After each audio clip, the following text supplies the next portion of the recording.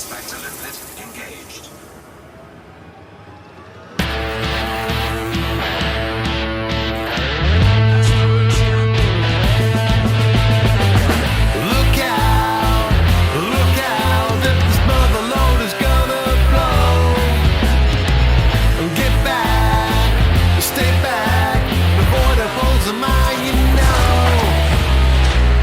Got my limpets, don't forget your limpets.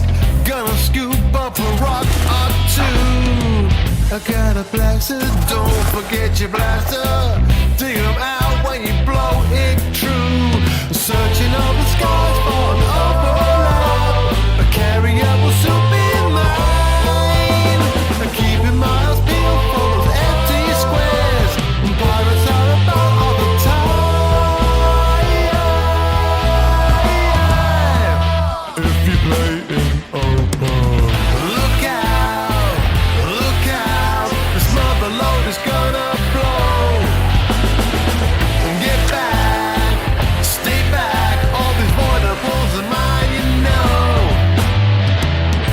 A cobra, wanna get a cutter, but this rank, you know. I get the credits, head out to an gallon, right to the top of the class I'll go. Searching all the trees for an overlap, looking for an orangey glow. When the top is full, I'll head out of here, somewhere where the pirates don't know.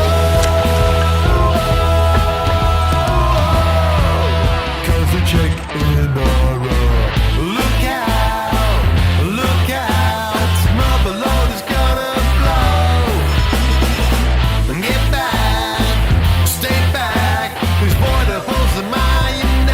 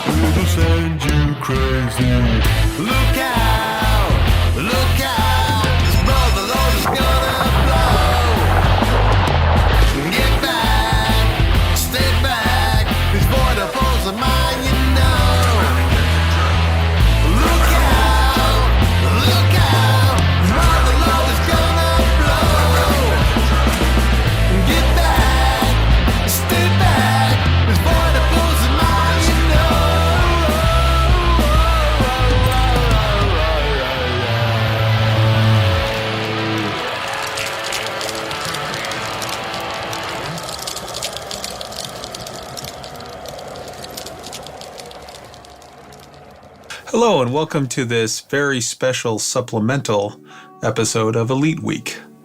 My guest today is Commander 100 Point Rub of the AXI Leadership, and anyone who's read his forum posts on focus feedback on fleet carriers will know that he is definitely on the salty end of the spectrum of this argument, and anyone who knows me knows that I'm on the sort of low sodium end of the spectrum on this issue. So we thought we'd get together and talk about it and see where we can come to consensus and where we just disagree. First off, Rob, thank you so much for joining me today. So basically, my understanding is that you watched the low sodium Super Friendo stream that we did yesterday, and you had some feedback that you contacted Commander Burr with and said, hey, if somebody wants to talk to me or whatever, feel free to contact me, and I'm happy to share my thoughts. And so he passed that along, and I said, sure, absolutely, I'd love to talk to you. Yeah, it went something like that. I was watching the stream just like in the background, basically, and there were some very good points on which I mostly agree, although I would probably not fit into that particular stream myself because I'm more on the salty side of the current spectrum of opinions on carriers. And my only, I guess, issue with that was that people keep talking about how AXI can use carriers and stuff, while honestly, there weren't any people there who are actually like doing the thing most of the time, and or have significant experience, I guess, with running big player groups. Because go on. Well, I mean, I disagree that there wasn't anyone in the stream that has experience running player groups. With regard to someone being in AXI, you are correct. There was no one from AXI there, but the representatives there were Commander Wotherspoon, who is quite close with the leadership of the Hutton Truckers, which is, I think, pretty much the largest group in the game. You've got myself, Ty, and Trax, who are the leaders of the Loose Screws player faction and squadron. You have Commander Plater, who is the head of his Ployd faction. You've got Commander Burr and Reaney, who are the head of the Burr Pit Protectorate group and the Burr Pit Mining group, which are sort of fairly large groups that do all kinds of stuff. And then you had Down to Earth Astronomy, who heads up Terrax, a player faction. So I'm going to go ahead and dispute you with regard to we didn't have people there. Pretty much everybody there was sort of used to dealing with large groups. With regard to someone not being there from the AXI community, you are absolutely correct. Yeah, I probably came up wrong from my point. Sorry, as always, English is not my first language. I did not intend it as like that you don't run player groups. I obviously know Plater, I know Down to Earth, I know Burr for a long time, and I know the player groups. I guess my point was that, at least from my perspective, those groups are mostly like they're big but not entirely focused, and at least, I mean, that's my perception. I may be entirely wrong. And carriers do indeed support their play styles most of the time. Like mining is definitely, we'll probably talk about that later, but mining is definitely on the list of things that can be done with carriers.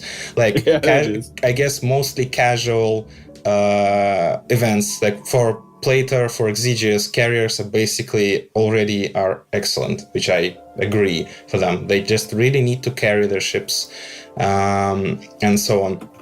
But as I talked with many, like, I guess, dedicated people from their specific fields that are like hardcore pirates, hardcore combat players. Well, obviously I represent AXI, and most of them are basically expressing a disappointment in that carriers do not provide any specific features, or honestly, basically any features that are supporting those play styles.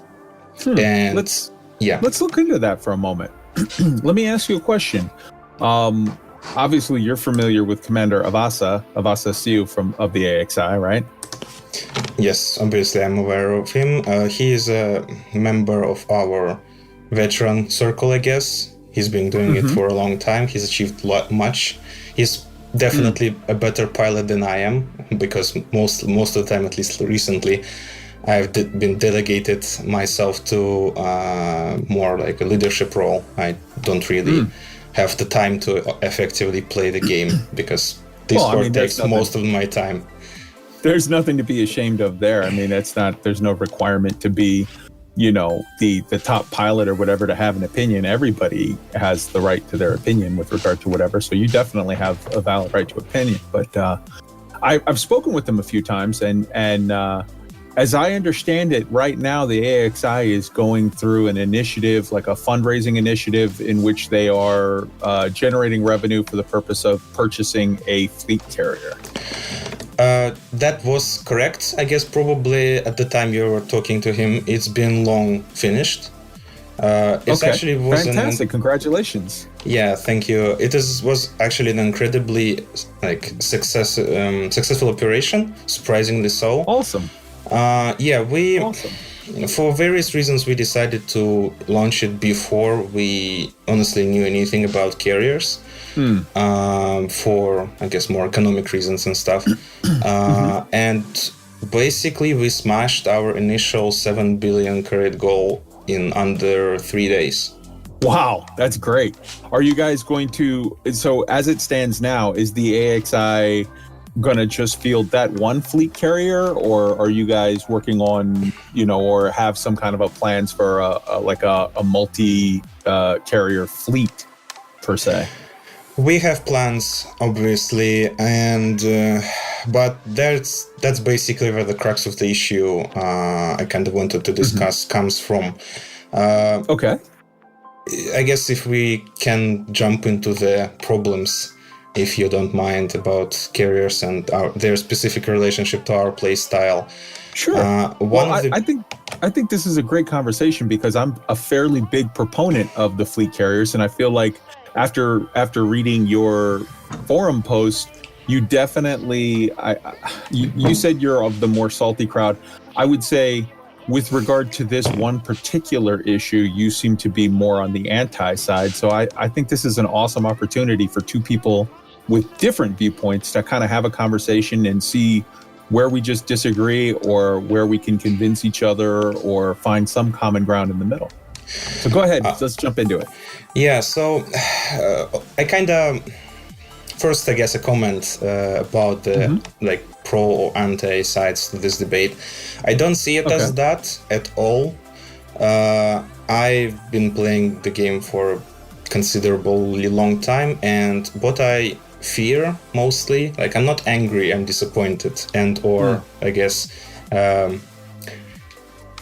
pre-disappointed, if you may say that, because Frontier has been experiencing a certain pattern of behavior, especially with features that enable, or I guess have a potential to enable, group play. Elite Dangerous is a sort of very weird game that tries to cater to both solo, like solo/alone loner players that can just go out and do their thing without ever seeing or interacting with any other real player, and to the people that play the game for the community. I myself, it probably didn't come clear from my post, unfortunately, but I and many players of AXI, especially from the higher ups, we are here for the community. We came for the game. I bought the game in 2015, September it was, I think. But basically my experience was very simple. I played the game for about 600 hours, got to a Python, done a incredibly large amount of rare trade runs, if you remember those times. And then I rage quit the game. Because it was just completely boring. It didn't hold anything to me anymore because the grind was honestly ridiculous. I didn't really know, I guess, didn't care enough to research the ways to make money. Although the rare trades themselves I researched. I was told that it is actually a good way to make money. I'm not sure if what was the truth at the time, but anyway. But you sort of burnt out from doing that one loop over and over. Yes, I burnt out so hard, and that's basically the origin story of my issues with Frontier, I guess. Next time I came back was right about when the first Guardian ruins were discovered, right before the engineering rebalance, I guess update, rework, whatever you call it. So I managed to do all of the engineers before then. I unlocked everything. I have them all grade 5. So I had to experience that honestly insane system. I hope you agree. You took the occupied escape pods to that weird creepy dude in Colonia. Well, not in Colonia, because those engineers came way later after the engineering work. I mean the old system that was basically just a roulette, like a casino style. Yeah, man. But when you would roll and you would get your primary and your secondary, and you were going for the god roll. Yes, all that and yeah. Oof, that was painful. That was painful. I managed to do it. I managed to engineer, I think, 6 ships before the reward came fully, like including a Corvette. But yeah, thing that basically came next is that I tried to get my friends to play the game. Okay. I suckered 6 different people from my circles into the game, and they all lasted less than 100 hours of playtime. Okay. With a, frankly, very, very valid complaint that this game is just truck simulator in space. There's nothing. There's no, like, I guess it's probably my circle. I guess it speaks more about myself. But people I usually associate, and I'm kind of myself, are people that are looking into deep, like, for deep mechanics, for things to master, for things to study, take apart, optimize. I'm an incredible optimizer myself. I cannot function without an optimal build. And so on and so forth. So everything I take is like it needs to be. I take it apart. I devote a large amount of time. People call me a lord of spreadsheets for no small reason. I have too many of those for everything. Did you? I have to ask based on that. Did you ever play Eve? I have not played Eve for several reasons. I know about Eve. I know probably too much about Eve for a person who've not played it. 2 things I despise about Eve, I guess, is the subscription. At least at the time, there was no option for free-to-play, basically. They changed it a bit from what I know, but yeah, like, I did not have the spare income for subscriptions, and I didn't really care about it when it went free-to-play, because myself, I have an aversion to free-to-play games for several reasons, which we probably can go later if you wish. I played WoW for 7 years. So I know all about that sort of system. I know MMOs as well. I know MMOs. WoW obviously wasn't the only MMO I played. Sure. And I knew about many more from friends and circles and stuff. But yeah, Elite is a kind of interesting game compared to, like, WoW is an MMO. You can play it alone relatively successfully, but ultimately it pushes you towards interaction. Correct. Like, you cannot raid alone unless you're extremely over-leveled, for example. Yeah, I know people have been killing the Lich King, like, at level 95, if I recall correctly, soloing it. But like, in Elite, there's nothing like that. And that's basically one of my problems. When the squadrons were introduced, I was thinking that, this is one of the things that can actually make Elite more interesting for group play. I was in AXI at that point as well. I got mentored by Gluttony Funk himself. We literally met randomly. I found the AXI through a forum post. It's been established. I think I'm about... I'm in the first 1,000 to join, basically, definitely. Probably 700 something. And we flew together, and somehow I managed to find myself in this administration position. But when this whole thing was announced, squadrons and then fleet carriers, we were thinking, like, this is a thing that will be for us. This is a feature that will enable us to actually play together more, like, in a more organized way, to actually set goals with mechanics that will allow us to work towards it. And then, everything happened, I guess. Okay.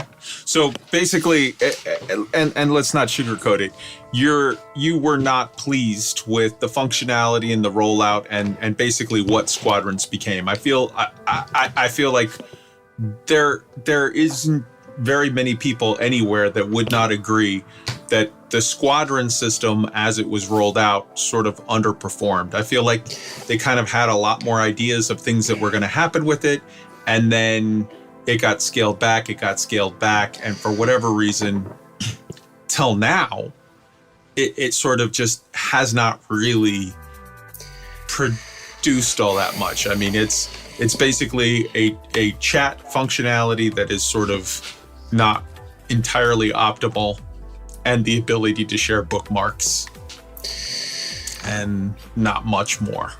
Yes. But with regard to something like you're telling me, how many people are in the AXI sort of loose umbrella altogether? Our server currently sits at slightly over 6,000 people. So there's over 6,000 people in your community, and you have around 425 or so in your squadron on the PC sort of edition of the game, if I understand it correctly. There is a reason for that. Specifically, thankfully, we're probably the first, but not the only AX group in existence. Sure. Yeah, you've got Hacks, you've got The Hand, you've got a couple other groups, but AXI, I think, is sort of the dominant group of the entire game with regard to anti-Xeno issues. Yes. I mean, you guys put out amazing guides, you put out videos. Avasa has that amazing sort of weekly, debrief now. You've got Mgram and Gluttony Fang. We're putting out the thing, and now Avasa puts out sort of the Thargoid sort of report. Hopefully soon something will happen that will get turned back on, and we'll get more out of it. You've got amazing people like Maligno that like put out these incredible videos of just like weird shit that you guys do. Like, you guys are an amazing community. And while I definitely get that this quote unquote sort of squadron tag, like that as a product has under delivered. It has not it just doesn't really do much right now. Hopefully that's something that will be addressed at some point in the new era or what have you, and get made sort of much more thriving. Because I agree with you. I would love to see squadrons become, guilds from WoW or free companies from Final Fantasy 14 or clans from, different games and whatnot. But like the anti-Xeno initiative is along with, Hutton and a couple other groups, is like one of the sort of shining jewels of what a community in Elite Dangerous can be. Maybe it's not official, maybe it's not maybe it doesn't have all of the tools that it should have as far as like in-game sort of chat functionality or some in-game tax or dues or something that people can put in, or some sort of functionality like mechanisms in the game that could make it stronger, that could make it more like cool stuff that you guys could do. But in and of itself, what you guys have made is an amazing community and deserves 100% deserves to be applauded. Well, thank you, but yeah, I just wanted to quickly comment about the size of our PC squadron. This is actually a thing that can, from a outsider's perspective, it can seem a bit weird. We have so many people, but we have such a small squadron and only one of those. There is a simple reason for that, and it's again literally tied to the limitations of squadrons. We knew in advance when the squadrons were rolled out that we are limited to 500 people. From that, we had to basically do a very hard decision on our part to limit membership to only people who have confirmed to have soloed at least a Cyclops class interceptor. Right. So every single person on PC who carries the AXI squadron tag has been able to solo it. Oh yeah, I definitely don't want to mislead anyone into thinking you guys only have 425 people in your group. You guys are much larger than that. But it's just a situation of, and that again, that's to be applauded. But I think that sort of highlights the fact that, with or without the limited tools that would be given to you by a game developer, player groups on their own have so much power to coalesce and to do things sort of working around the system on their own. Would it be better? Would it be awesome if developers gave you more stuff? Absolutely. But player groups in and of themselves, and the Anti-Xeno initiative is a shining example of this, have the ability to thrive in this game, have the ability to just take this. It's a sandbox. And does it have a lot of frills? In some ways, yes. In some ways, no. And in some ways, would it be awesome if it had a couple more frills? Yeah, okay. But it's a sandbox, and we've got shovels, and we make it what we make it. So let's get back into to specifically fleet carriers, because I really want to hear some of your thoughts of tell me what you like about fleet carriers and tell me what you don't like about fleet carriers. And then we'll get into how we can talk about changing that. I guess let's start with the positives. What I do like is that Frontier, at least in these recent times, have been listening to the community more. I am I'm on the fence, I guess, about personal ownership. Again, initially the carriers were promised as a squadron feature, and I kind of lament the lost opportunities for creating like squadron goals and like have a thing to work towards. If you Can we unpack that for just a moment? Because I've heard that sentiment from a lot of people. I've heard that repeated a few times in the forums and from different people. So you lament the fact that they took away, when Sandra first mentioned this back in 2017, he said, oh, and by the way, we've made a neat little thing for your squadrons. And they sort of just said, we're going to have fleet carriers. It'll be awesome. And then everybody was like, clap, clap, clap, and then moved on with stuff. And obviously it's been sort of rethought, reworked, rejiggered, however you want to say it, multiple times, reconceptualized. And the final product, well, it's not the final product until June, but the most current iteration of the product that we have now, they took that idea of it being a carrier, squadron-based asset and made it personally purchasable and personally owned asset. Okay. And I've heard from some people like, oh, this sucks that they did that. But my question is why? Because when they first announced this as a squadron-based thing, there were people on the forums back in 2017, 2018 that were like, no, this sucks because it's just me and my brother-in-law and we don't have enough people for a squadron, so we're going to get left out. We want to be included, whatever. And Frontier said, all right, fine, whatever. Everybody can have one. Just shut up. Go away. Here's a fleet carrier. Have fun. And my question is, what's stopping you from still just calling it your squadron fleet carrier? You guys already, as an example that we just talked about 5 minutes ago, you guys did a fundraiser and you said, 3 hours or something, whatever, a day, whatever it is, you knocked out the 7 billion. And like, obviously, who owns that carrier? That carrier is owned by the Anti-Xeno Initiative. Like, yes, of course, they're going to have to, whoever the group is funneling the money to is going to be the person that purchases that fleet carrier. And technically, according to the papers, you know, they own the title, they own the pink slip to that car, but it's the Anti-Xeno Initiative's fleet carrier. Like by the same token, for me with my player group, we can take my fleet carrier, we can decide, hey, look, this is going to be owned by the Loose Screws podcast player faction or whatever, and there's nothing to say that we can't say that is our squadron's fleet carrier. Now, in any game, in World of Warcraft, in Final Fantasy 14, just pick that as an example, okay? Like a very big MMO right now. You have groups, guilds that are called free companies.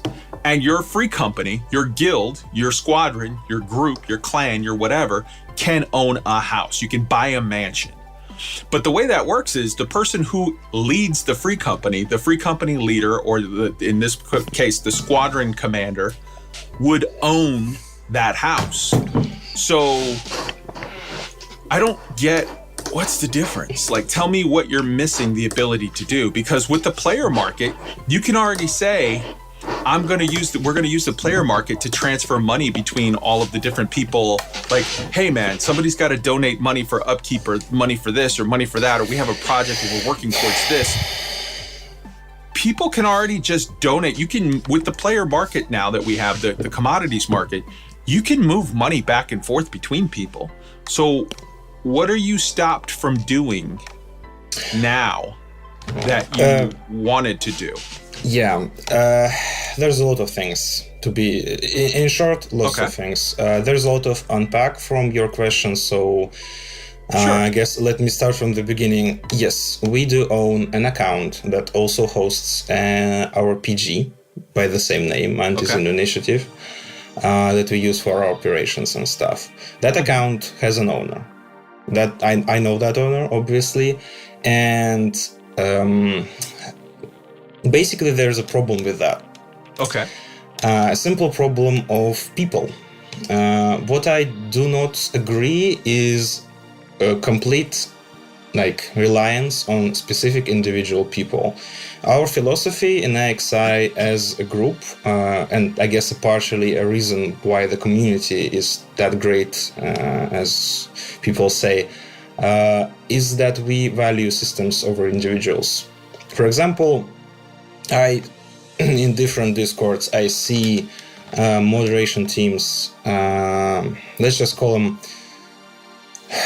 not abusing, but treating the rules as a thing that moderators decide upon and enforce as they see fit.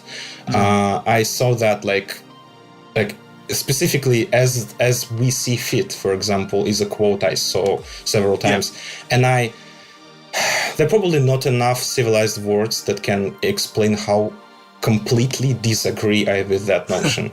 So as a non-native English speaker, I'll just sort of relay to you the idiom that you're looking for, that the phrase that we use here in for native English speakers is selective enforcement. Yes. Selective enforcement means you can do something and someone else can do something, and if you're my friend, it's okay when you do it. When someone else does it, I get mad. Yeah, basically, we in AXI we set the rules. That's obviously a function of staff, but when the rules are set, we enforce them for everybody, and we treat rules as higher than the individual people. Again, Gluttony Fan is our founder. He founded the AXI 2.5 years ago, it seems, or something like that. But we all, including me, had several episodes, especially with Frontier recent, well, not so recent anymore, but situations where we were feeling like we are on the brink of quitting at any moment. And we, as a collective of people, we can rely on everybody else to pick up the slack. And we know that if we leave, if we decide to not play the game anymore, for whatever reason, be it just being burnt out or something else, our real life, the community will survive. Right. And this is exactly the problem that is the biggest issue with carriers at the moment. That account for our carrier and for our PG has an owner. Passing it to somebody else is a terms of service violations that can get by at least that account banned and the carrier being lost, basically, forever. Do you think that there's any chance whatsoever, passing an account with regard to, okay, I've bought an account on eBay for $50, that's the kind of thing that Frontier can choose to say, nah, man, that's not cool, we're going to ban you. But do you think that Frontier is in any way interested in banning you from passing this account that you've made that is a squadron-based ownership thing? It's not being traded for money. It's not. Have you seen any other situations where they've banned somebody for something of this nature, where it's not that you're selling accounts for real money transfer, but that you're just transferring ownership from leadership from one person to another within the squadron? I personally don't know, but I have not looked. My, issue, the law is in my blood. I'm a son of a lawyer, so I'm one of the few people that reads terms of service and user license agreements. And I just don't feel like this is a thing that we should be forced to do. Like, yeah, sure, probably, especially with our prominence and so on, Frontier will probably not take action against us. But I don't feel like we should be forced to actually break the rules of the game to play it the way the game actually advertises itself as being playable. Because carriers carriers have been marketed several times as half groups, and that's what they are lacking currently. All right. So as the son of a lawyer, here's what I would encourage you to do. Open a ticket with Frontier and say, in this one particular case, this account is listed as ownership of the AXI. If a player decides that they are going to retire from the game and pass ownership of the AXI to another individual, can we contact Frontier Developments to officially notify you of this? And then will that be okay? We're not talking about transferring it for money. We're not talking about doing anything that in any way is meant to break the spirit of the terms of service, but could be seen as breaking the specifics of the terms of service without your express consent. I can put you in touch with Stephen Benedetti, and I am 99.9% sure that you can get in writing an answer saying, okay, we're okay with that. We bless that. We understand what you're doing, and that's awesome. In which case, doesn't that solve your problem? Yes and no. Thanks for the offer. Thankfully, we have Steven in our Discord as well. And again, that is a solution to a problem that should not exist, at least in my opinion. Okay. Because when the carriers were first advertised, they were promised to be included. I guess promised is not the proper. Some people will be triggered by that. So let's say they were advertised initially, at least, as being included and integrated with the Squadron permission system. There was a post that I seem to not be able to find anymore, but I distinctly remember there was a post with details about that sort of thing, where Frontier said there, for example, officers of the Squadron will have access to being able to manage the carrier and so on and so forth. And manage in what way?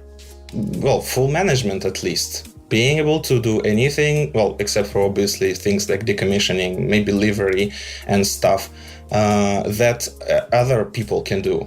Honestly, I am a proponent of giving as many options as possible to the player base, because why wouldn't you?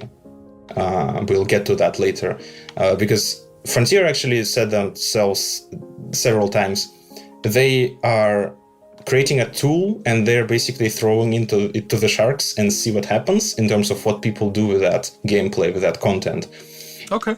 And that's a laudable approach, although I prefer a bit more care to put into that. But doing that, at least claiming to do that, and then artificially restrict opportunities for players seems unwise. How are you restricted? Please give me details. Again, for example, there is zero way for other people to store cargo at a carrier without owner having to set up and change and remove orders for that commodity. So an owner of a carrier must be present online.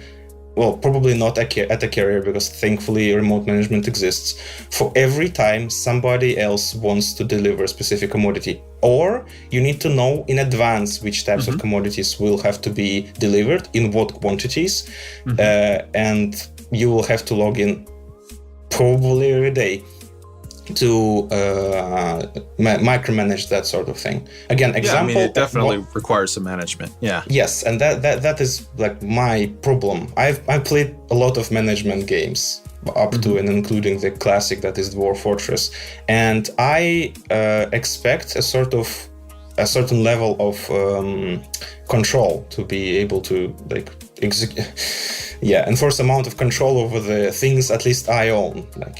Obviously you cannot control enemies or other people and stuff, but at least my stuff I want to be able to control. There is a simple thing, they can just create a service that has a shared like you can allocate a number of tons of capacity for people to be able to store cargo there. Like maybe somebody can just take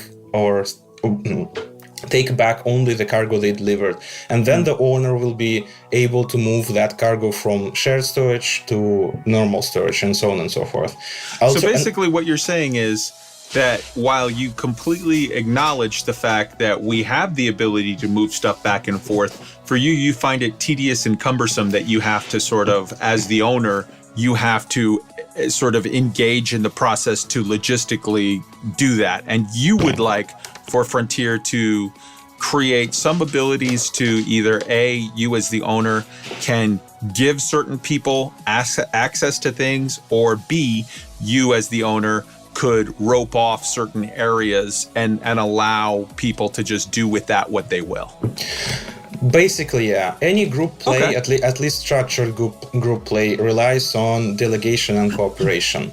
And yes, as you said, basically everything we want to do, we can technically do now. But it is either a micromanagement nightmare that requires the owner to be present basically 24/7. And our community is so international that there's no way we can do that, even with all of our stuff. And there's no way to delegate that opportunity, that responsibility to anybody else, again, except for those kind of shared account situations, which is not an ideal solution. So fleet carriers are a big thing, and there's a lot to talk about. I feel like we've covered this subject as far as I completely understand where you're coming from now, where you're saying, hey, we can do everything. We can make this a squadron fleet carrier, but it requires a lot of tedious interactions. And I would like Frontier to look at making some freedoms for me to assign roles and delegate that. So I get you 100% there, and I think that's awesome. I think that would be cool. Let's jump into some other things you do or don't like.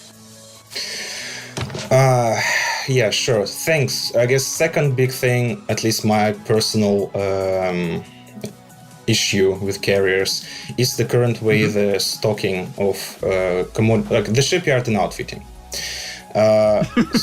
Sorry, but I guess obviously I don't know who designed that, but that idea would either have to come from a significant, a serious technical limitation, which again, I'm a programmer, I'm aware of the sort of situations where you just need to make anything work with things you have on hand, like right now. Right. Or it is such a bad design from the grounds up. It is spectacularly bad. Again, this falls under the same umbrella of why limit player's choice, why limit player control, where an free-form kind of solution would work infinitely better without having to create all those bundles, put work into assigning them to people, create tiers. Just let us decide. Are you ready to be shocked? Sure. Yeah, sure. Not only do I agree with everything that you just said, but I don't think you went far enough. I think the entire ship selling and module selling process needs to be reworked for several reasons. One, it's just silly that you can't pick a la carte and sell exactly what you want to sell. Two, there is absolutely no reason to ever get into the selling business if you're going to buy from the factory at the final cost and then try to convince people to pay more than that to buy from you. The way that a car dealership works is you go to Toyota, you make an arrangement to buy a bunch of Toyotas. They give you the Toyotas for less than half of what you end up selling it to people. So they give you they give you a brand new, Toyota Prius for I don't know, say $12,000, and then you sell it to people for $28,000. The fact that right now you buy these ships at full cost and then try to convince people to buy them from you is just silly. That doesn't work. And then number three, the only way where you are going to convince someone to overpay the hell out of, getting a ship from you is if you're so far away that you're the only shop they can ever get to within 8 hours of jumping. And in those cases, people are going to buy your stuff, but after they've bought 5 or 6 ships, your store is closed until you go all the way back to buy more stuff. So there needs to be A, the ability to sell whatever it is you want and nothing but what you want. B, the ability to purchase the stuff at a massive discount as you're a reseller, otherwise there's no point. And C, the ability to restock, i.e., just like back in the olden days, you could say, I want to order 2 more ships to replace whatever. And then, maybe you have to wait 2 days, 3 days for a NPC ship to come deliver it. And maybe there's some extra cost or whatever. But I feel like all 3 of those needs to happen. Yeah, I totally agree with you. And it's just baffling to me, honestly. I myself initially did not expect for the ship sale and module sale functionality to even exist, because to me it makes little sense, because ships are big. Let's be clear. We take a look at the fleet carrier, and it has 8 big landing pads, large landing pads, 4 small, for medium. Where's the space where I can put 12 ships more in there? When they initially announced it, I was dreading that every single ship that you want to store there will take up a landing pad slot, because it's not. I don't put it past Frontier to do something like that. But it takes internal capacity, and honestly, it takes ridiculous amounts of internal capacity for it to be any sort of viable. Right. But once it's here, since it's here, I guess, we began to think as to how we can use it. It's a tool. We as a community can use it. How can we use it? Right. We got an idea to, for example, set up a one-stop shop for all of the AX stuff you need. There are many places like Pleiades, Witchhead, for example, where people go and then they maybe need to change their loadout, buy a new weapon, something like that, or maybe just go there and buy a ship there at the spot, which is not recommended because you need to engineer it, but that's another point entirely. Right. And then we found out that we cannot stock anything from tech brokers. Yeah. So at this point, there is simply no technical ability to stock a carrier with Guardian modules, which are not. I cannot explain how mandatory they are. They are essential. If you don't have a Gauss cannon, you might as well go home. So just as a heads up, I know you don't know me that well.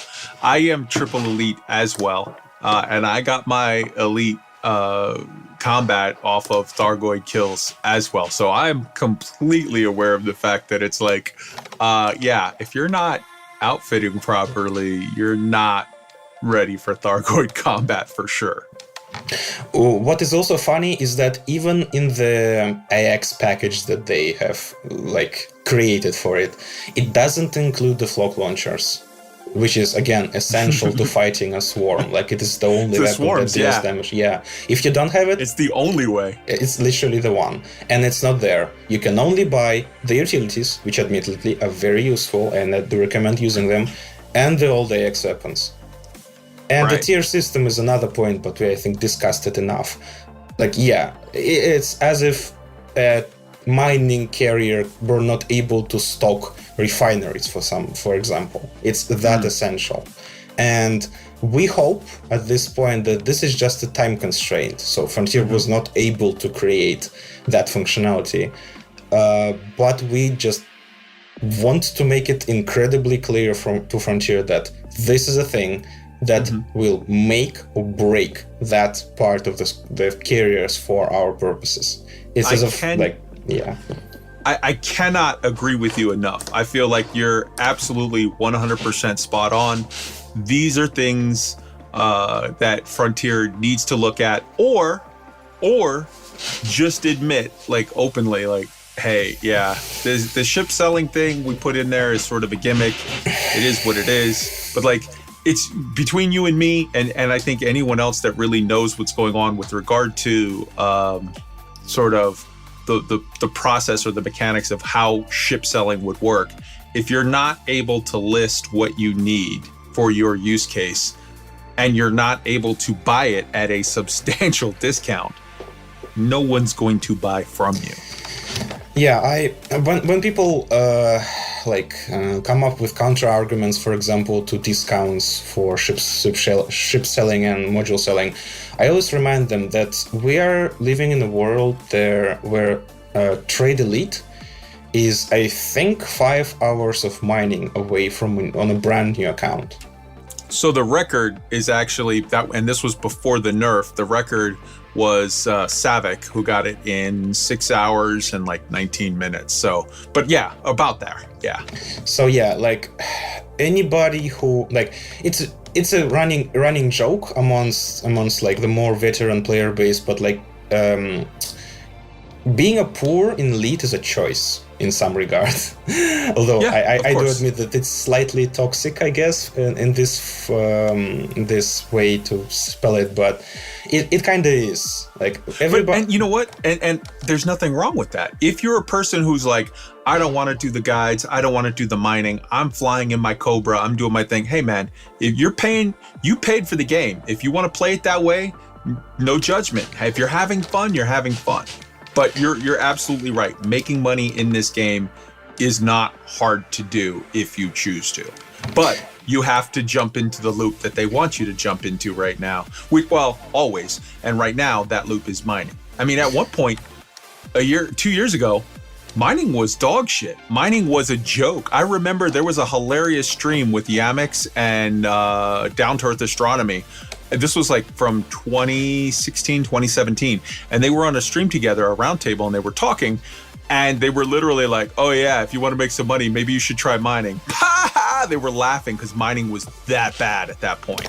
And like, you know, whether it's skimmer missions or RobiGo, you know, or you know, the rares trade, or, you know, now mining. At one point it was combat. Like this game has always sort of had like, this is the one way you go to make money. And I would definitely love to see the new era come with some sort of balance passes where they say, hey, we've brought up sort of, you know, some combat. I really would love to see some combat ways to earn money go up. And for me, the way that it seems logical to do would be to say, you give me a mission and I'm out here, or whether a mission or not, but I'm out here bounty hunting, right? And I'm attacking all of these wanted people and killing them because, why? Well, because they're wanted. Why are they wanted? Well, because they're pirates. Well, then how come when I blow up their ship, they don't drop some like low temperature diamonds or some rare piece of art or have some kind of a thing? Or how come there's no escape pod that gets launched with the pirate in there and I could just scoop that up and take that into the local station and be like, yo, I'm going to sell you this guy back for like a massive amount of money, and you can now put this super, you know, famous pirate, you can put him in jail and get your revenge on him or whatever. That would be awesome, right? Yeah, Frontier's balancing in general is very bad, and like I don't think anybody can argue with that. And it's ironic actually, because in my post I linked to a video, and credit it's not my find. Somebody on Reddit managed to find the video. Derpy 11. Yeah, and like the David Braben himself, our Lord and Savior, has been explicitly talking about this same problem in a publicly accessible dev diary from the Elite's very, very early days. They were specifically trying to do a thing where nothing is so out of whack in terms of money generation, so you're feeling locked into doing something. And again, very, very ironically, he mentioned like asteroid mining, which is what we have now. So almost 6 years later, counting development, I guess, and Frontier continues to fail in that aspect very, very hard, which is why most like veteran players I know, like it basically breeds the disdain from people who feel like their preferred play style is just in the gutter, and they have, if they want to get anywhere, because let's be real, there are only two progression systems in this game, engineering and credits. If you want to get one, like, along the track on one of those, you need to go and I disagree with you on that. I mean, I guess it's maybe a bit too simplistic. I would say there's credits, there's materials, there's rank grinds, and there's your elite statuses, your 3 elite statuses. But I guess, although I kind of lump them all together in the credit because, like, yeah, you will get your ranks regardless if you just get enough money. Like, it's impossible to not be elite in something by the time you get enough credits to buy a carrier, for example. So you still have to get out there and bust your butt to get elite combat, and let's not even talk about elite CQC. That's a whole other, like, it's not inevitable. Like, if you want it, those are grinds. You're gonna have to go out and get it. Yes, unfortunately, I don't think it's like a thing that makes any difference in terms of, like, credits. You earn credits to do things. Engineering is the same. You earn engineering to do things. Fair. Ranks, especially like Federation and Empire, up to a point they are useful. Want your cutter, like, you have a goal you want to achieve. After that, they're completely useless. Like, okay, I've grinded myself to full max rank, Admiral King. Same. I'm an Admiral King as well. I am not sure why I did that, but I did that. And you know why I did it? In case, because I was like, you know what? Someday they're going to come out with something, and this may be it, actually. Because I've theorized, what if they come out with a special ship kit that you can buy with arcs, but you have to be a full admiral, and then you can get a Farragut class battle cruiser ship kit. Or if you're a full king, you can get a Majestic class Imperial interdictor, like a ship kit. Like, you have to buy it with cash, but you also have to have the rank in order for it to even be possible. I would prefer it to be actually ownable, because we have enough microtransactions in the game.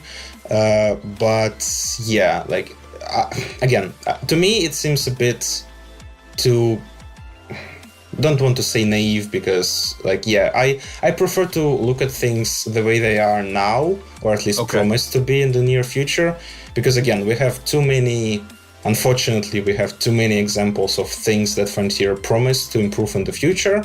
Again, they're honestly very, very invalid and very, very bankrupt design philosophy of, if people use it, we'll improve it. Like, I'm not sure I entirely agree with that sentiment. I get where you're coming from, but I like, that could be a whole 5-hour discussion back and forth. I'm not going to grant that premise, but I understand your position. Like, we have CQC, we have multi-crew. Like, we wanted to make multi-crew work for combat and for AX, but it's just not there. They're fundamental things. Let's look at the fact, though, that they have been working on multi-crew, and yes, there are still issues, but they made a pass at it hard in January, and they fixed multi-crew for core mining, and they fixed multi-crew, like, they fixed that part. They made an attempt at fixing multi-crew for AXI, and they fixed some of the things, but then other things broke, and it's still not right. I completely grant the premise that it's still not right, but it's not like they have not, like, literally just in January, the last major round of bug fixes they did, and I would be not at all surprised to see if in June, when these fleet carriers are released, because they said we're still working on the bug fixes for multi-crew AXI stuff, for number one, the Thargoid immunity weirdo thing, for number two, the weird heat spikes that, like, because it somehow is, like, reading off of, like, the multiple people, and it's multiplying the heat spikes, like, out of whack. I agree with you that it's not right yet, but I feel like you cannot possibly argue that they're not attempting it. They're literally, the last round of bug fixes they did, they had 2 separate attempts at it. I agree, they didn't get it right yet, but to say that they're sort of not working at it would be disingenuous, I think. I do agree that they're working on it, but there is a simple reason for that. They are finally fulfilling a promise to prioritize the top voted issues on the issue tracker. And all of the things you have described right now have been on the top of the issue tracker for, well, since its inception, honestly. That's AX Invincible Hard Bug is, I think it's 176. So it's an issue number 176.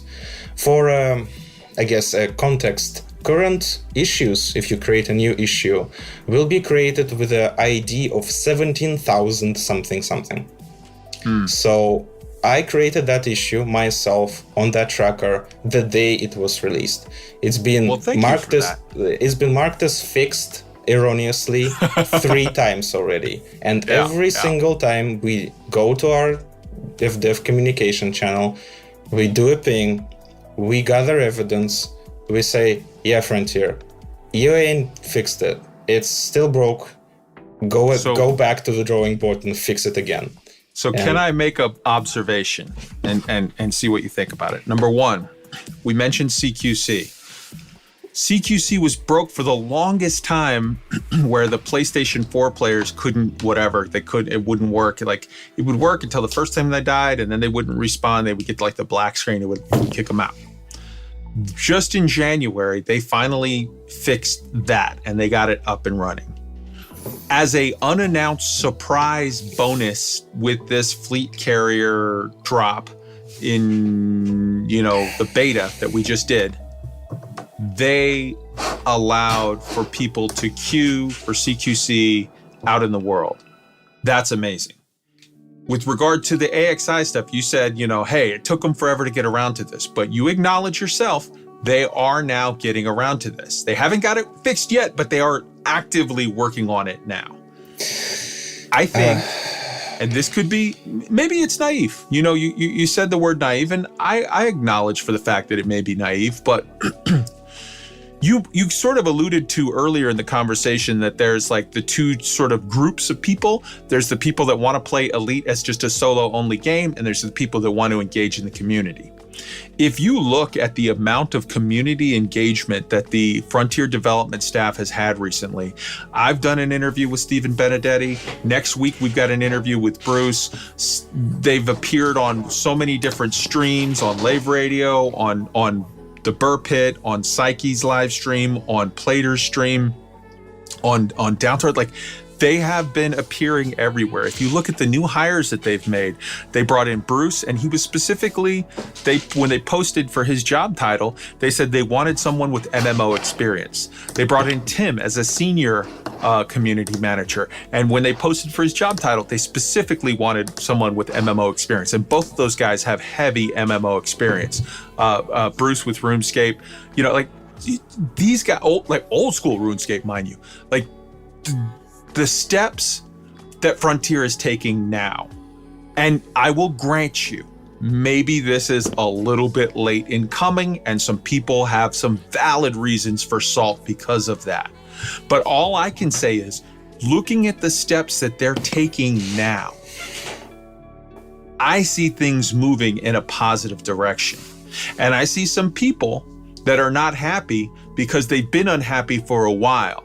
And I get it.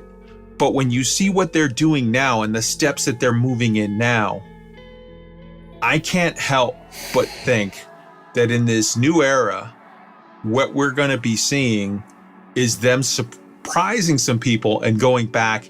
I think because if you remember from the investors dinner, the comment was made by David Braben himself that this new era is going to incorporate a significant refresh of the code base.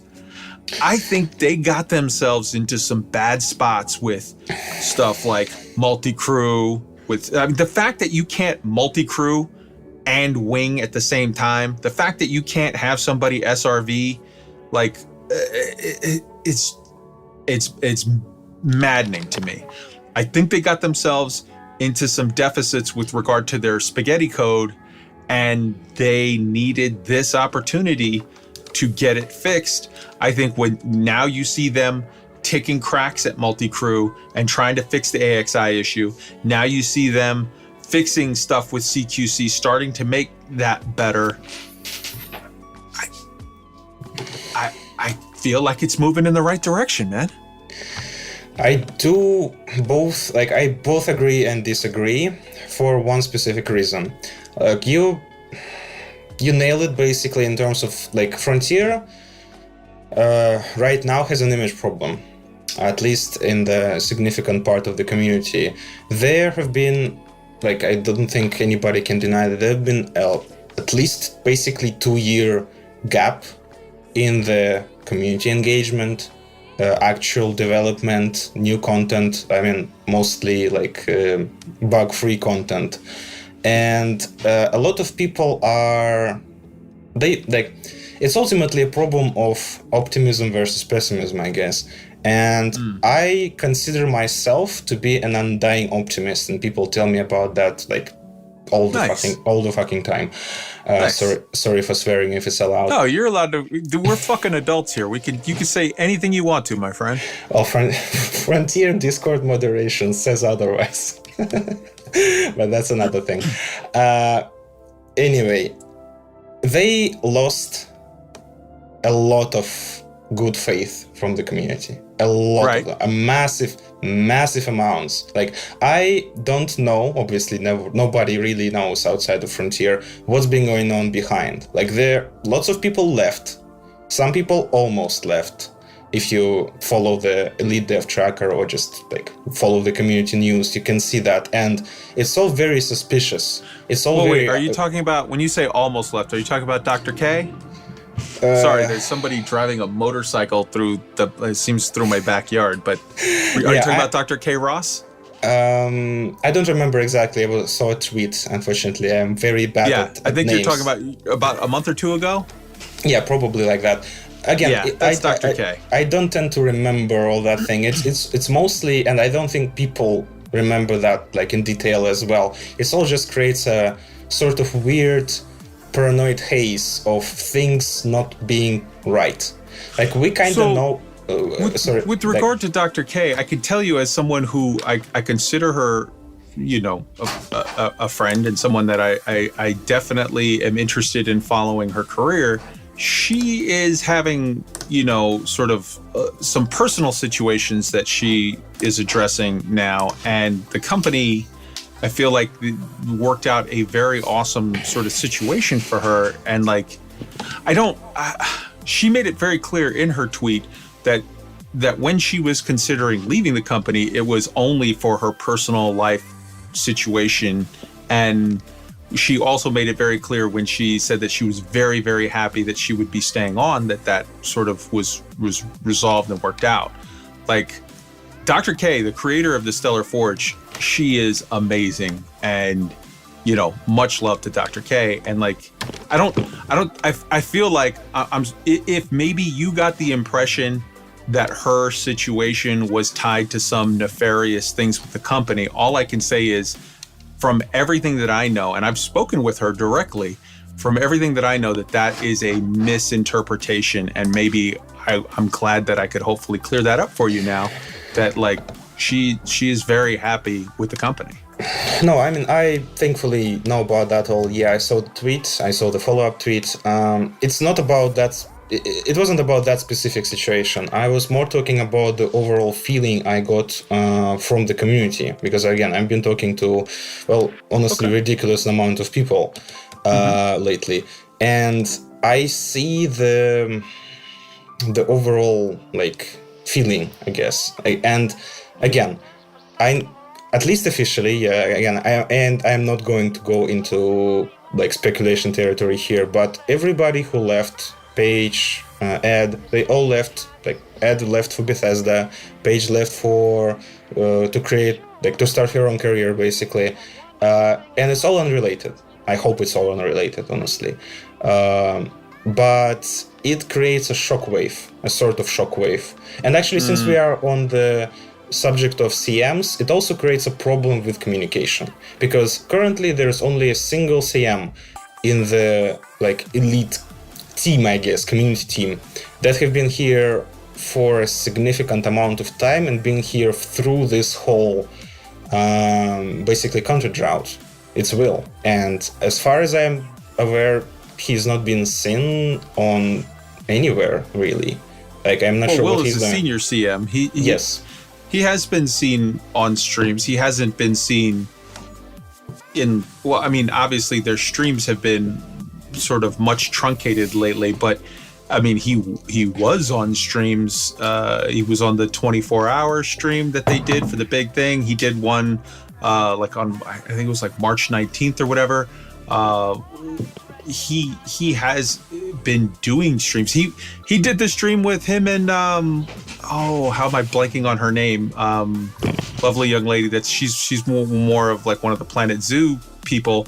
When Steven went on his little like 4-day vacation or whatever, took some vacation time and went to a gaming convention. Like Will's been seen. Now, yes, none of them have really sort of been seen as much lately in the last couple of weeks because of all of this weird, all of the streams have been sort of interrupted. Their normal stuff has been interrupted and they're all doing whatever from home with COVID-19. But like,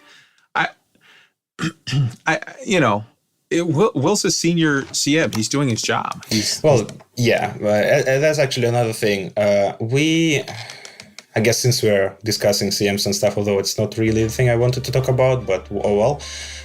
People seem to naturally misunderstand what CM's job is in general, and especially it comes from that critique of that they like don't play their game.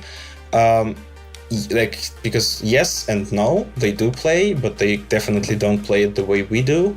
But my issue is not even that. My issue is that people like CM's role is to present the community to the company and the company to the community. Honestly, not sure which side is the more important one, but at least one of them gets them paid. So you can guess what they usually do. And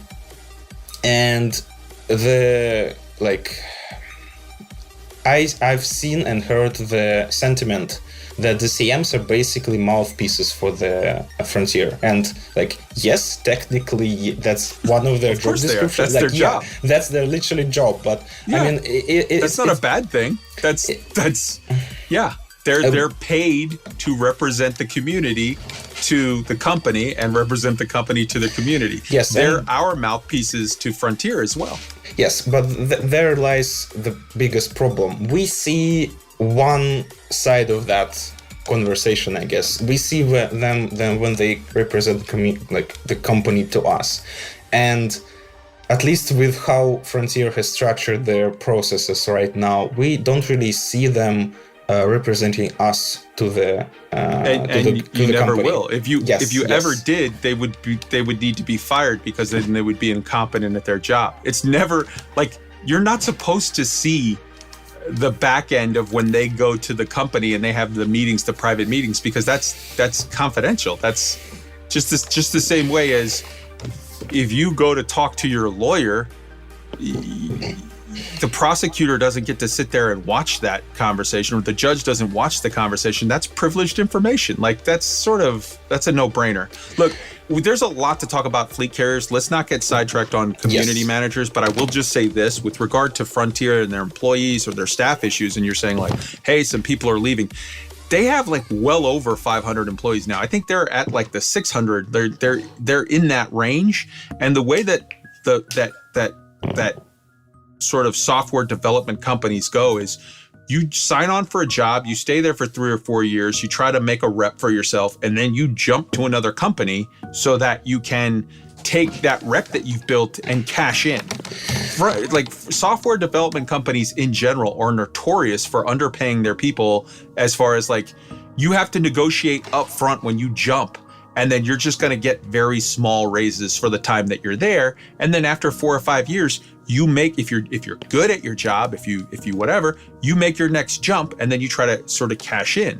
So like that's not to say that, oh well, these 2 people left or 3 people left. Like for a company with 500-600 people, yeah, that's going to be always. And just as people leave, people come. That's not anything like you said you're a developer, like that should be not in any way news to you. As far as other people, as far as the community having a bad impression on something, okay, that's completely a valid thing that we could discuss or whatever. But I'd really, like, as far as discussing their staffing issues, I don't see anything out of line here as far as like, yeah, people come and go every 4 or 5 years from software development companies. That's how that industry works. That's how it's organized. Let's get back to fleet carriers. Yeah, just one more comment. I was not really talking about myself because again, yes, I am in that sort of at this close. I'm not the game developer. I'm a software engineer. I know how it works. So to me, it's nothing new. But I'm just trying to, I guess, express to maybe listeners that it is the root cause, I guess one of the root causes of the way Frontier as a company is perceived. Because most people are not in the software engineering field. They don't know how it works. So they see a face of the company, which is CMs are faces of the company, leave and get replaced for somebody who is new, who doesn't really play the game, or it is not yet, and so on. And it creates a sort of a perception, which is a problematic thing. But yeah, let's get to fleet carriers, I guess. Real quick on that though, just before we go, I would point out what we've seen as far as in the last year, let's say, what we've seen in the last year is one community manager leave, Paige, who is still on excellent terms with Frontier and has done stuff with them on their streams and whatever. And we've seen a senior community manager, Tim, come in. We've seen another directly assigned to this specific project community manager, Bruce, come in, and we've seen them hire that PR guy that they hired at the same time as, like, within a week of Bruce. I don't think that these indicate to me like, oh, Frontier is slacking off or pulling back. If anything, it seems like they're going heavy to really, put a full court press on for this new era. That's what I see. But I mean, like you said, there's other people that don't know how this system works, and to them, they might read the wrong thing into it. I get that. But tell me your thing about the fleet carrier stuff. Let's get back to it. Yeah, we got slightly sidetracked. Sure. But it's okay. It's a good conversation. You're free to say anything. I mean, yeah, but we kind of should be on topic. The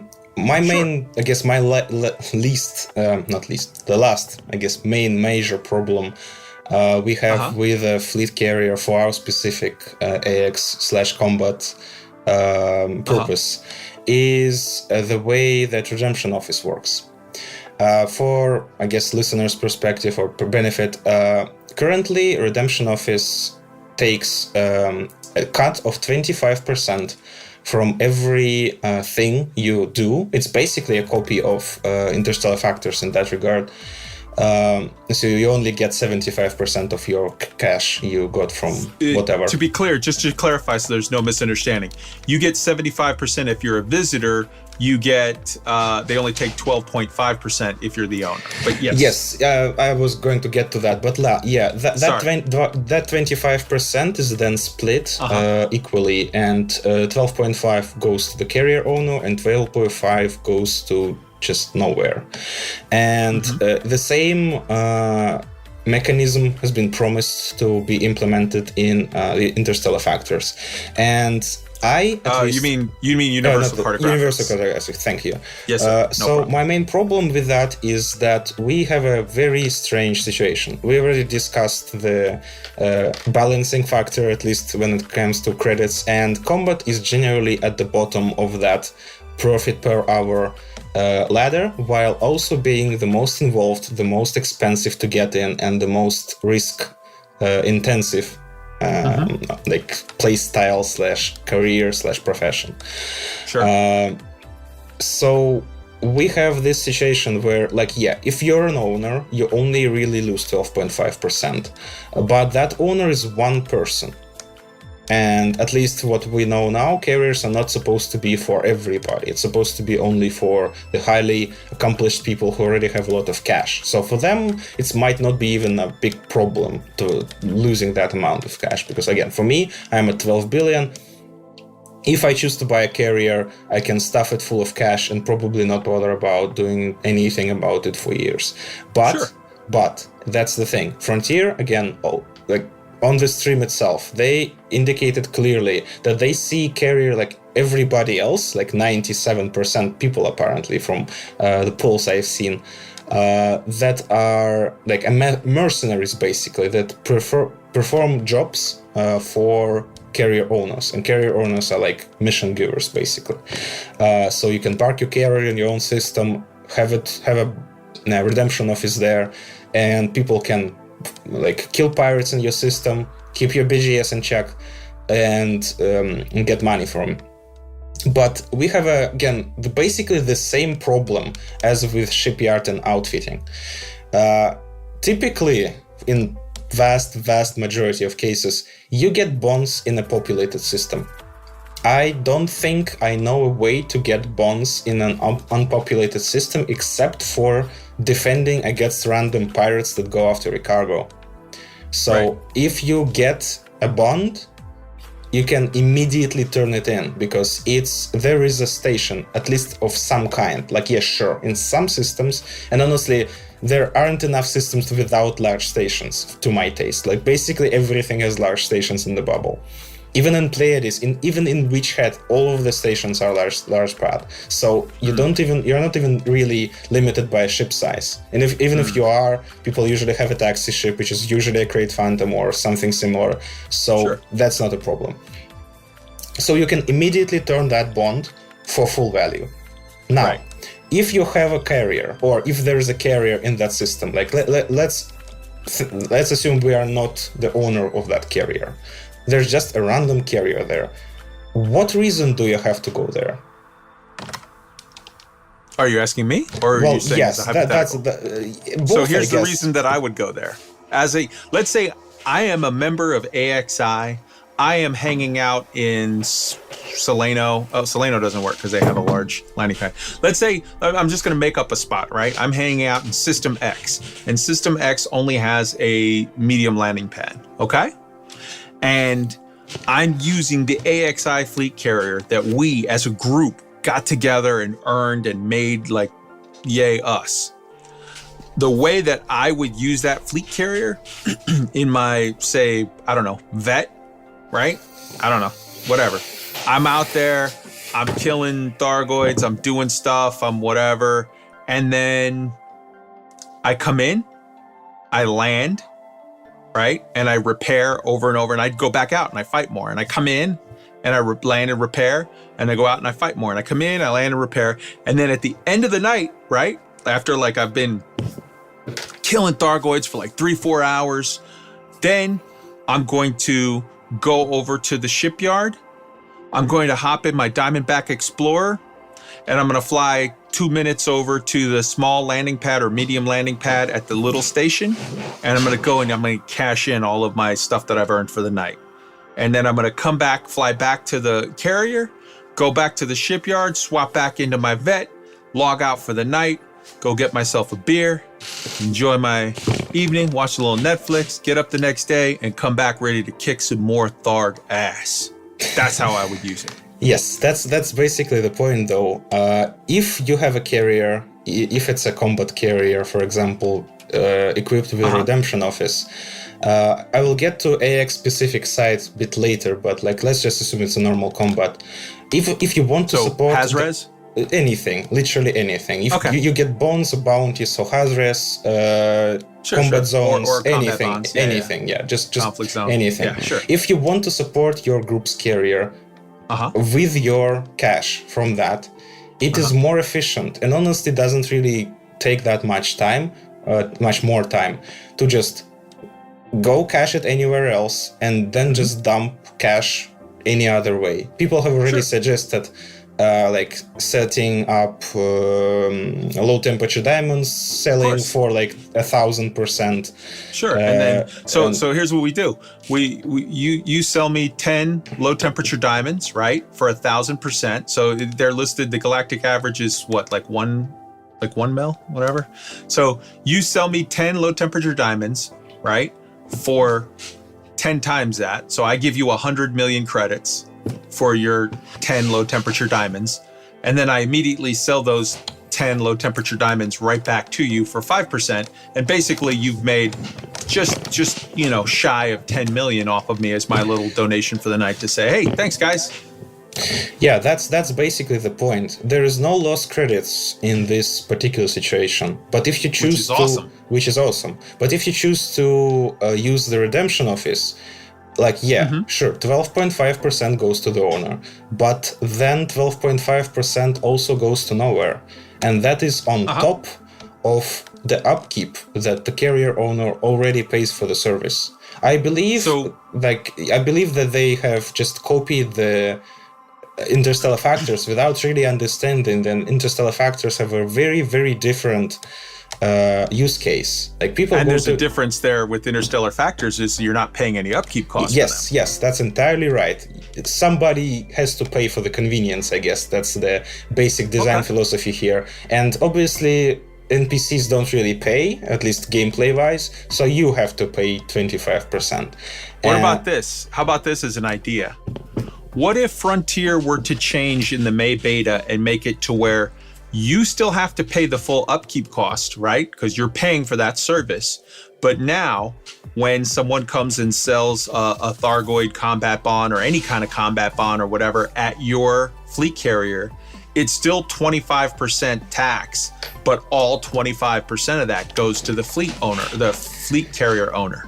Would that be cool? That would be much more acceptable, because at least in this situation, you understand that you choose to support somebody.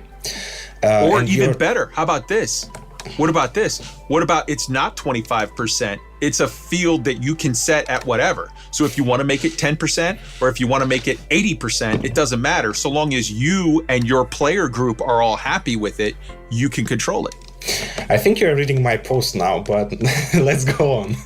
That's the problem and the point. I am in favor of more options. That's another point I raised in my post, that one service tariff for everything is a very, very bad design decision that will cripple carriers in one way or another, because again, it affects the prices in outfitting and shipyard. Nobody will buy double price anacondas. Nobody. Don't even at me. Nobody.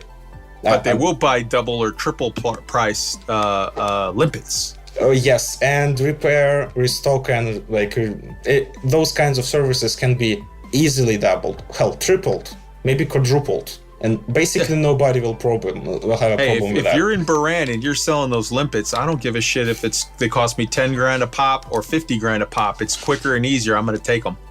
Yeah, and that's But if Frontier intends to keep a set tariff, which again, I'm against, I want more options, at least make it so everything goes to the carrier owner, because there is already credit loss in that system, but that credit loss comes from upkeep. There is no reason to double dip. And I guess go on. I'm sorry, go ahead. No, I mean, the second problem here is that it creates a very, very, probably hopefully unintentional favoritism towards a certain playstyle, because traders and or miners don't have to pay 12.5, let's be real, 12.5% of their profit on top of the upkeep. So the carriers don't take they do your the market. Your commodities don't depreciate 12.5% when you store them at a carrier. If that was the case, the forums would run red with blood of miners. Well, how about this? What about this as an alternative? What if they still charge you 12.5% that the fleet carrier owner gets and 12.5% that goes away? But that 12.5% that goes away gets auto-deducted from the upkeep cost. No, because there we get... If they pay over? Because it will immediately create a situation where any reasonable big player group, and I guess, again, AXI specifically, one person can do that in a session. You underestimate the amount of credits you can earn doing AX, specifically in a wing. Like one AX config zone can yield 45 to 60 to like sometimes even more. 60 million per combat zone. Like the 10% of that is 6 million. You already paid quarter of a full carrier upkeep cost. But then by that very nature, the fact that the current system right now would allow for 12.5% to go to the owner, you're saying even it sucks that 12.5% would go away, but under the current system, people choosing to use that would easily pay the upkeep cost for that. Upkeep cost was honestly never my main concern, I guess, but I'm in a very privileged situation here because, again, I'm a leader of a giant player group, and we've done a poll, and we got a lot of people willing to support us. So upkeep costs in the beta were ridiculous, but they were ridiculous for a single person. That's like, I would, as a single person, I can easily see I would not buy a carrier for myself for 150 a week. That's insane. As a squadron, we would be able to support that easily. Awesome. So my point here is not about being able to being able to pay upkeep. The new upkeep cost is very much reasonable for a single commander, and I'm very, very glad Frontier actually listened to community. Nice. Finally. Fantastic. Yeah. What my problem here is that we have a situation where even if AX is the most paying combat activity, right, it is not an activity that is easy to get into. I have some numbers here.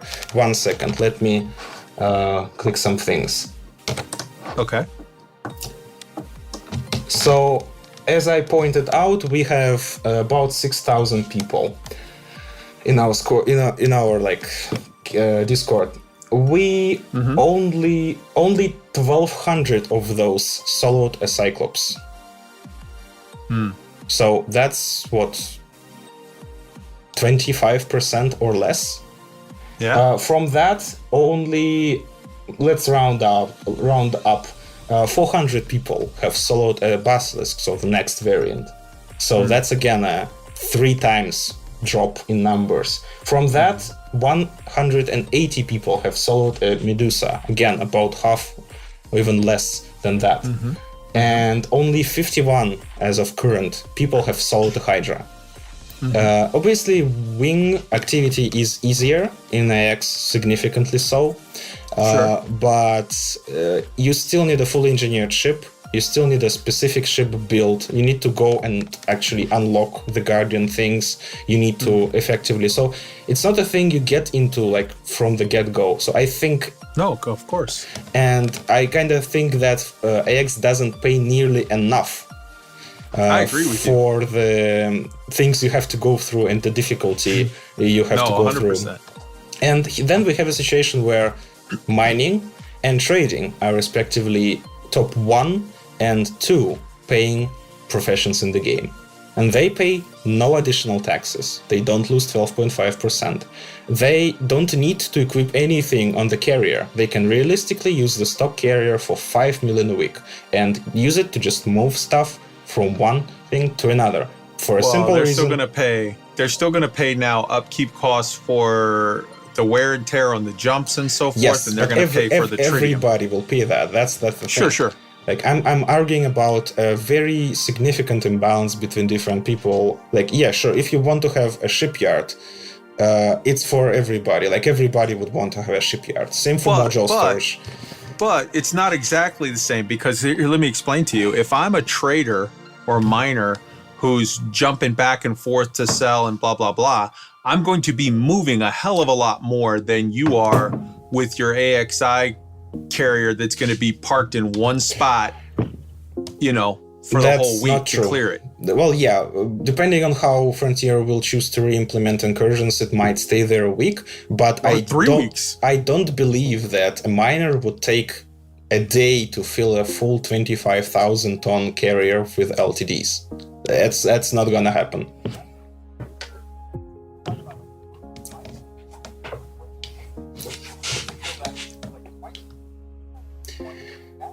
Yes, but then the cost becomes the cost of jump and cost of wear and tear becomes insignificant when spread among that amount of people. It will be again the same. It's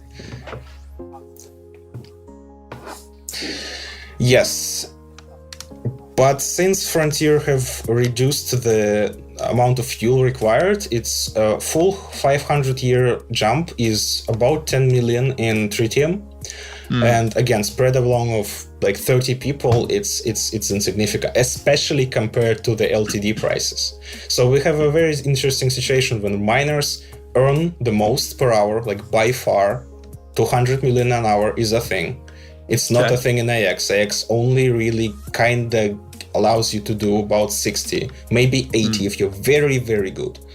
But it's also good. much more difficult. It's much more grueling and much more risky. Yes, you can easily risk, like people doing normal bounty hunting. I don't think anybody of those people die once you get up to a certain point where your ship is engineered. Sure. But in AX, you risk a rebuy every fight.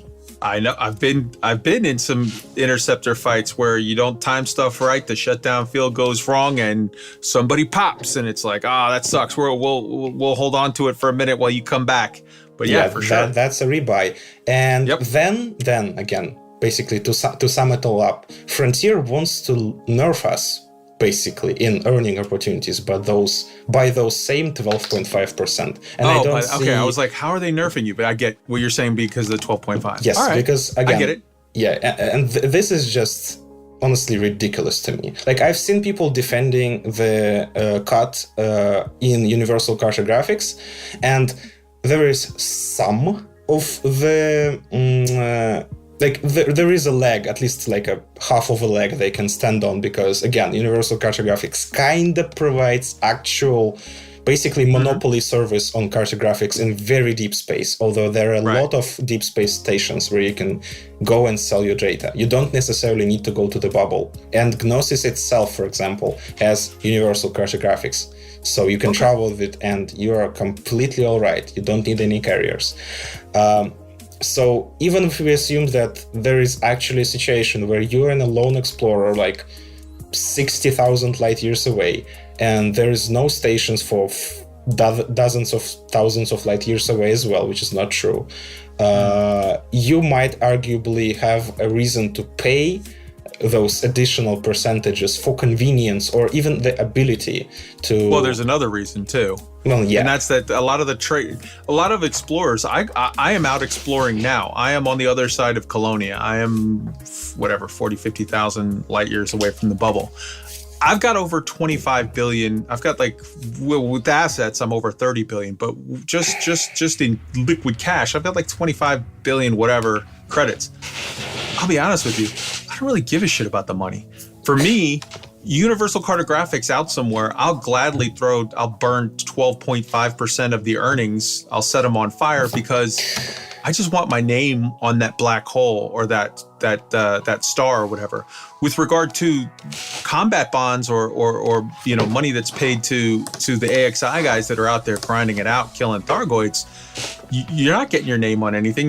So you're getting even more value. So they have sort of more of a argument for taking a cut with regard to cartographics, because for explorers like me, it's not about the money. It's about getting your name on the map.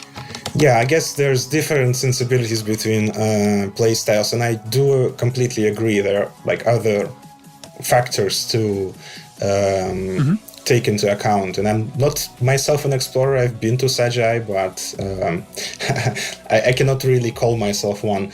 But yeah, I'm strictly doing economic argument, I guess, and the convenience argument. Sure. And here's when I want to point out one specific thing. So bonds, for example, the normal bonds, they're faction limited, so they're local. So you only really can turn them in at a system with that same faction that gave it to you. Otherwise, you have to go to Interstellar Factors. But AX combat bonds are Pilots Federation combat bonds, and they're completely global. You can defend a system in Witch Hat from Thargoids, then for some reason decide to pick up and go to Colonia, or hell, even to the Sag Eye. There is a station around it now, I think. Yeah, it's called Explorer's Anchorage. It's a jump away from Sag-A. Yeah. I was there last week. And you will still get full value of your bonds from that. Nice. And now, like, I guess a rhetoric question: why would you ever go to a carrier? There's no like convenience. we just said. Well, again, to support somebody, yes. Yeah. But it basically creates a very interesting situation where carriers are either only for groups that are like dedicated enough to the common cause to be willing to take a hit in the wallet, literally, to support the common thing. But then we have a situation where the upkeep costs are no longer any problem for a big group because they're being slashed. And if they're that dedicated, they can do the old LTD trick through the market and not lose any cash, and actually be able to give exactly enough, exactly what they want to give. Because again, you can set multiple commodities and stuff. So there's zero reason. I would sure, we will have a redemption office at our carrier, but probably will. Honestly, not sure if it will be left as is. Probably not. But we'll instruct our members to just go to a station, because we know that actually that's another argument. We know that BJS is not affected by anything that happens to the carrier. And we know that turning bonds in at a station helps with defending the system. So that's way better all the way around. Yes. You don't lose a cut, and you're doing what you actually want to be doing as the AXI, which is defending humanity. Yes. So there is not even zero. There is negative incentive to use a carrier for AX. So and this is exactly my main point. Well, you still have absolutely a massive reason to use the carrier for AX, in that you can have a place to repair, refuel, rearm to be more efficient there, but you have no reason to cash in at the redemption office, right?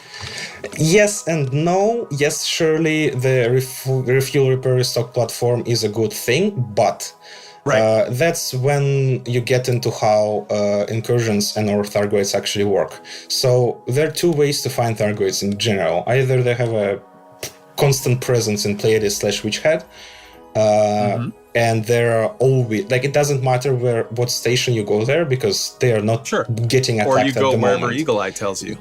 I will get to it a bit later, but yeah. For example, if you just want to hunt right now when no incursions happen, you go to Astrope. Or I go to Soleno myself. But anyway, it doesn't matter to which. You just choose a convenient place, and that place, since you chose it, will have obviously the contacts that will enable you to drop your bonds. It will have a shipyard. It will have outfitting, and you don't even need to pay for it. No loss of credits. Full convenience. If you are actually doing the defending part, so you imagine if there are incursions and stuff, there are two steps to incursions. One is the infestation. When the station, every single system but one, which was a mistake so far, that have been targeted and or attacked by Thargoids, had a large station, because Frontier did not make assets for damaged outposts and planetary stations. They only have made the usual burning stations. That's all they done. So all of the attack systems have at least one large station, and during infestation, that station is fully functional. So and the way that Thargoid signals spawn, they spawn basically like any other USS. They spawn around important things. In this particular case, around stations. So you don't even need to go anywhere far. You just undock, enter Supercruise, go into your FSS or scan a nav beacon, and there will be signals all over the place. You don't need to go to a high-res or something else that may be on the other side of the goddamn system. It's not an issue. When the incursion comes and the station gets attacked, there are always two megaships in the system. There are at least a rescue ship that always orbits the burning station at a very tight orbit. So it's basically in the same place. travel-wise at least. And there is an Aegis megaship that is usually somewhere else. They have been placed in a very, very stupid places in some cases, but again, you have a choice. They're not stupid. They're the perfect places for Aegis because Aegis is useless.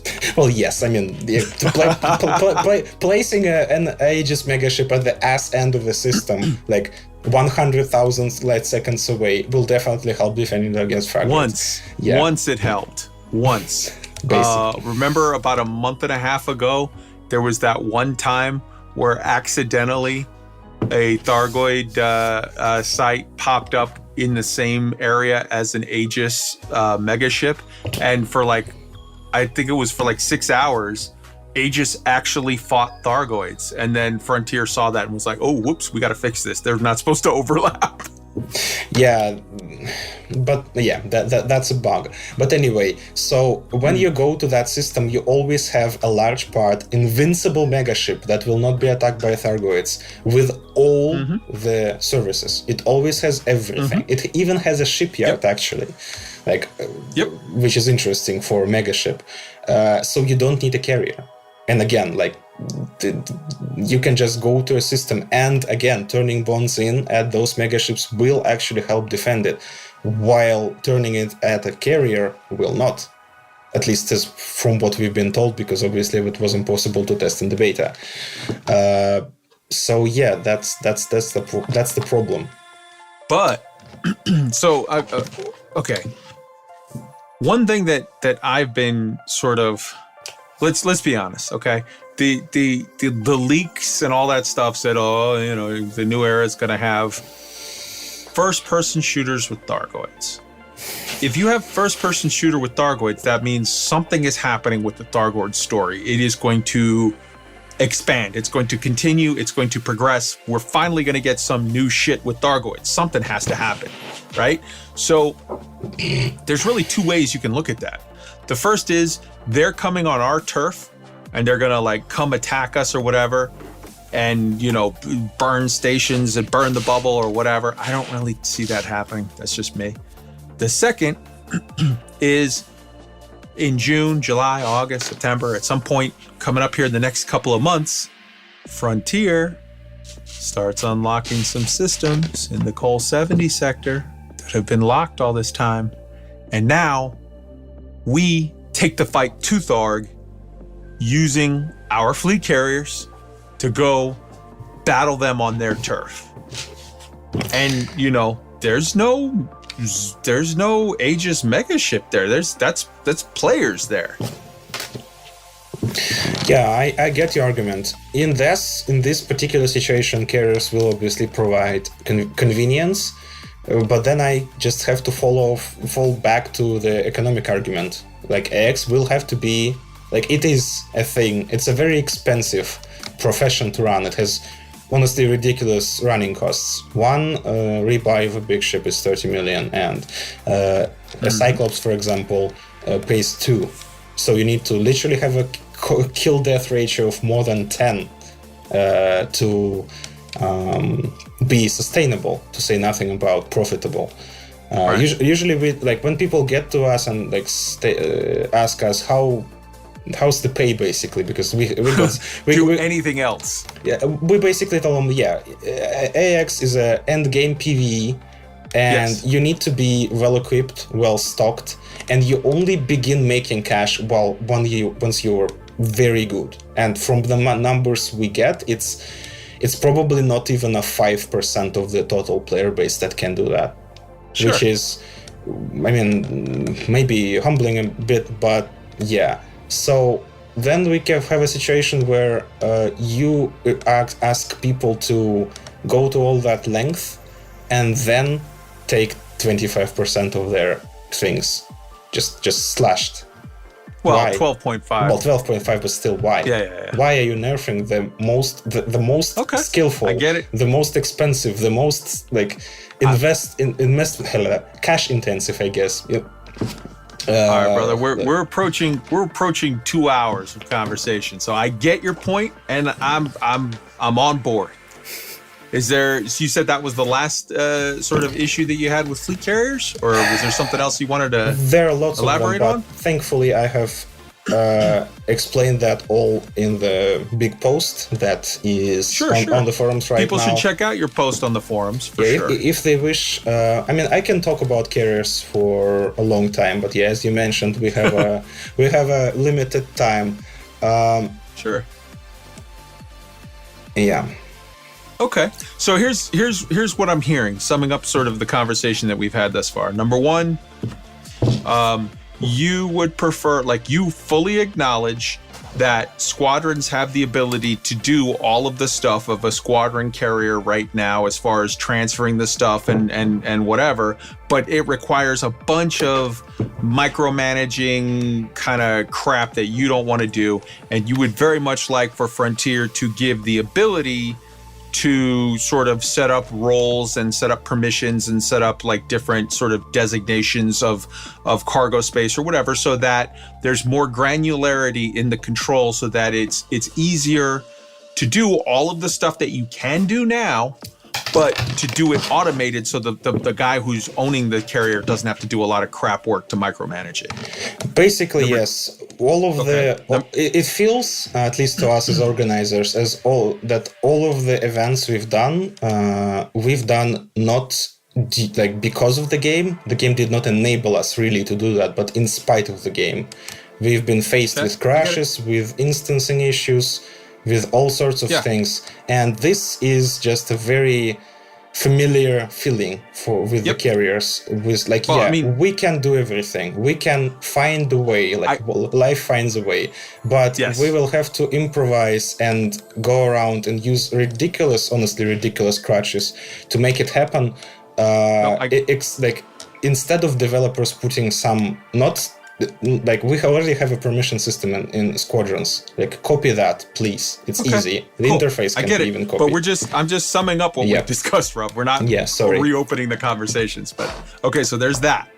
Number two, you feel that the whole functionality of squadrons as a whole, they literally need to give you a lot more tools and make things a lot more interesting with that. But you're saying that as the already admitted leader of a group of over 6,000 players that is a massive success as far as organizing group activity or whatever. But you're saying that you guys have succeeded in spite of the fact that the tools that have been given to you are lacking, and you would like more coming in the new era.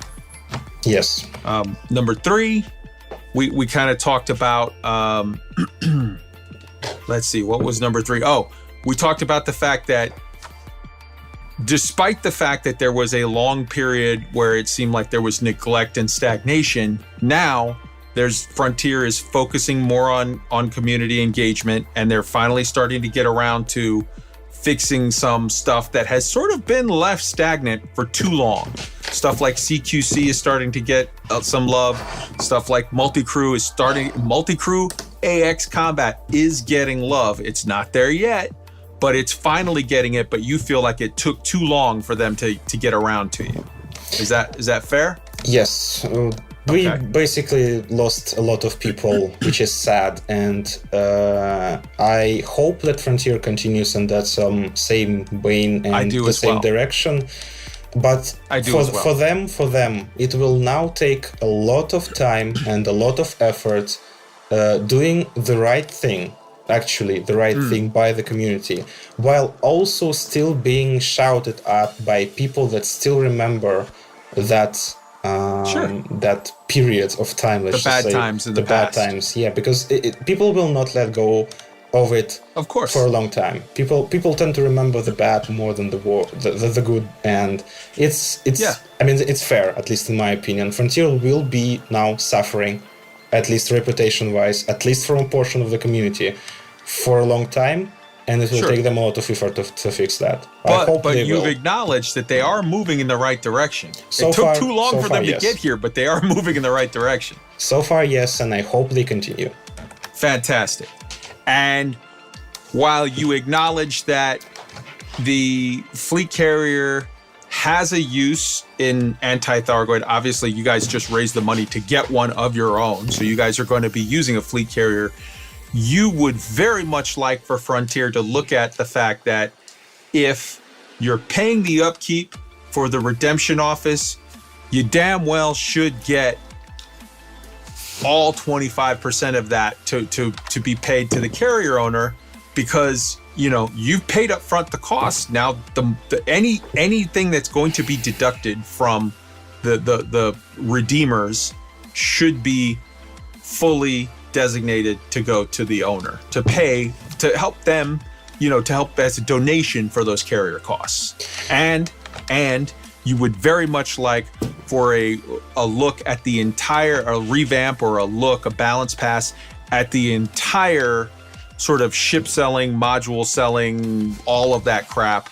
And what was the other one? There was another one.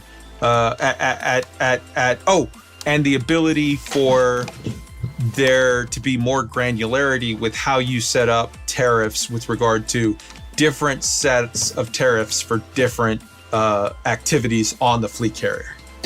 Yes, my basically very, very TLDR version. Frontier, give us more options, give us more control. Okay. If you design a system and you ask yourself, should I give a player more options? You answer yes, and you don't put effort into things that restrict that player's options unnecessarily.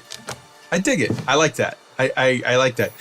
Honestly, I kind of was expecting a lot more of a salty conversation. I see what you mean when you say that you are known as an optimist. I see a lot of optimism here. It's coming from a place of someone who's been hurt in the past, that's been sort of let down in the past. But it seems like things are moving in the right direction. And let me tell you something, with fleet carriers are a whole bunch of options we've never had before. We've never had the option of storage. We've never had the option of player trading. We've never had the option of moving a station wherever the hell you want it to be. So like, these are more, as you say, more options, but you think that it needs more work and that it can be made better. Yes, options are there. My main concern is control over those options. Basically, I like to tell that like the carrier is basically yours when you own one, but only kinda yours, if you know what I mean. Like, yeah, you buy it, you staff it, you kinda tell it where to go, but you have basically no insight as to how it runs, what it actually does, and like you only have very, very basic things like that same singular tariff slider. Like any basically carriers are a management mini game inside of a lead, the box of toys that is the lead. And a management mini game with a single slider would be laughed out of the room, honestly, anywhere. And that's my point. I think I get your point 100%. And I will say this, I feel like fleet carriers are an awesome start, but they have some more work to get where they need to be. And I agree with you 100% that more player choices, more player agency, more player control will just make it a better shovel. So Frontier needs to give us more things that we can do to where we control it ourselves, and then get out of our way and let us go out there and play with our new shovel. Yeah, basically that. Fantastic. 100 Point Rub, it has been awesome talking to you. You guys at the AXI are awesome people. I mean, there's some groups, AXI with your new carrier. I look forward to see what you guys do. I know the Hull Seals have got a group of carriers that they're putting out there. I know the Fuel Rats are staging some carriers. I know I'm super excited to see what the DSSA do. Have you seen that map that they have where they're going to have 1 or 2 or in some cases 3 carriers in each quadrant of the galaxy? Most of them have 1, but there's a couple where like the Expanse, where it's like or the, what is it, the Waste, the name, the one, I was just there last week. I can't believe I can't, the one that's over there by when I just came back on my way back from Salame's Reach, the farthest point that we can get right now. There's going to be more exploration of all of the fringe systems that are going to be available with fleet carriers. There's a lot of cool stuff coming. I see a lot of groups that are using them in a lot of interesting ways. I think you're absolutely right. Frontier needs to continue to keep moving in the right direction and giving us more things that we can do with these so that we can make it more fun. And I hope that you're and I get entirely where you're saying that it's like Frontier's going to have to keep moving in the right direction while having a thick skin and knowing there's going to be some salty people that have a very valid point of saying, I have been let down in the past. I'm still sort of around, but I'm going to need you to keep moving in the right direction. I'm going to need you to keep showing me that things are going the way they're supposed to be going. And I hope that they can do that. I'm hopeful that they can do that. So 100 Point Rub, it has been awesome doing this show with you. Please tell everybody where they can find you with regard to, I'm going to put a link to both my carrier post for things that I think need to be changed and also your carrier post. I can also put a link. I'm a member of the AXI Discord. I can put a link also as well there. Is there anything else where people like you want them to find you, or do you want to hype up anything like Avasa's YouTube page or anything at all you want to give a shout out to? Well, I'm not a content creator of any kind, and as I mentioned already, AXI is not about us as people, it's about the community overall. And actually, as we speak, not sure how fast this will go up on YouTube, but as we speak, the post-beta 1 fleet carrier survey that we just launched like a couple hours early already reached 1,000 replies. Awesome. So I look forward to seeing the final product of that. Yeah, so if it will run until 27th of April.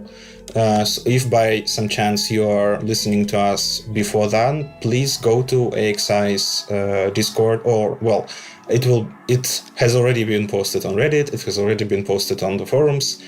Try to find it and try to complete it. Our aim with that survey, as with the previous one that was done before the beta has started, is to see what people think about the fleet carriers overall, and think what, basically present that data to Frontier to say that yes, this is what we think. And as the more people to complete it, the more representative it will be of the wider community. Because I don't want it to be just AXI. I don't want it to be like just our Discord. I want it to be everybody, ideally. Although obviously not everybody, unfortunately, reads Reddit or forums or anything like that. But we at least can try. Right. Honestly, I'm slightly surprised that Frontier is not doing it themselves, because why not run a survey? We know that they've been using the Google form service for things like forms and stuff themselves. For example, if you wanted to apply for a player faction, you're gonna use that same form. So I kind of feel like I'm doing the work for them. But at least in this particular situation, I'm glad to do that, and I hope people take note and try to make themselves heard. Well, I'm sure they're definitely going to be looking at that with great interest, but also, Frontier has access to something you and I don't have. They have the back end numbers. They have they know exactly what percentage of the population can afford a fleet carrier. They've seen exactly how many people bought a fleet carrier in the beta 1. They'll see exactly how many people buy a fleet carrier in beta 2. And more importantly, they will see how many people buy a fleet carrier in June when it goes live for real. And then they'll look at those numbers and see as ownership goes up and down and whatever. And they'll have the metrics, 6 months out, a year out, to see just exactly who is using carriers and just exactly how they're using them. And I hope that they'll take that information that they have that no one else has, along with the information that you have, along with the information that all of us, you and me and many other people have posted on the forums, along with all of the feedback that's been generated through this entire process, to continue to strive to make this a better shovel so that we have more fun with it playing in our big sandbox that is the Elite Dangerous Galaxy. 100 Point Rub, it's been awesome talking to you. I consider you my new friend, and we're going to have to get together and do this again, you know, maybe in May or whatever, and look at stuff and look at what numbers you got from your census thing that you're doing now. Your thanks for having me. thing. It's also been a pleasure to talk, and I do hope that this comes out the right way instead of the wrong way. Yeah. It's gonna. Oh, I thought you said right away. I was gonna say it'll be posted today or tomorrow at the very latest after my sound engineer gets it and we put it to some video. But I think. Yeah. Anyway, I was more meaning about that the carriers end up being what we hope them to be and not what multi-crew has end up being. Hopefully, not only do I have hope that carriers are going to come out right, but I have hope that in the new era, we're going to see a readdress of stuff like multi-crew, because you're absolutely right. That needs to be better, you know? Yeah, I do agree with that. Okay. Well, thank you very, very much. And everyone, thank you for listening. I hope you enjoyed it. And this is just a special little talk of Elite Week. We'll still have something coming out later. Thank you very much.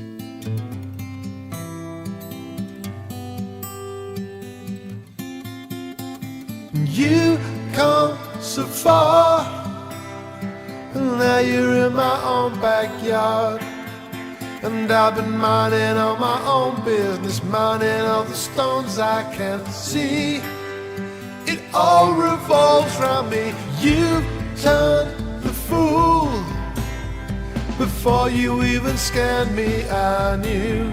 'Cause I've been minding all my own business, minding all the stones I can see. But now you've come for me. Put away your guns, put away your threats and your taunts, they don't mean that much to me. Put away my boy, don't come here no more, or you'll find out there's much more to me.